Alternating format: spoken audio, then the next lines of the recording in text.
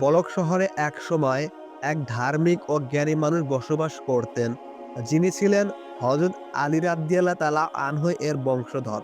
তার নাম ছিল সৈয়দ হাসান। তিনি ছিলেন প্রজ্ঞা ও ন্যায় বিচারের প্রতীক।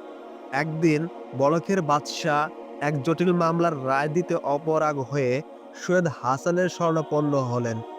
বাদশাহের এক প্রিয় উজিরকে হত্যা করা হয়েছিল, আর অভিযুক্ত ছিল এক দরিদ্র যুবক।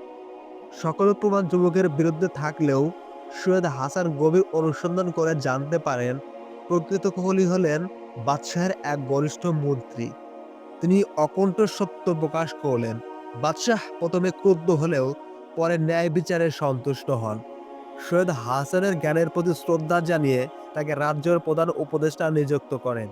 এরপর থেকে বলক শহরে সত্য ও ন্যায়ের আলোকবর্তিকা হয়ে ওঠে, যেখানে আলী রাদিয়াল্লাহু তাআলা আনহু-এর উত্তরসূরির জ্ঞান ও ন্যায়পরায়ণতা চিরকাল স্মরণীয় হয়ে থাকে।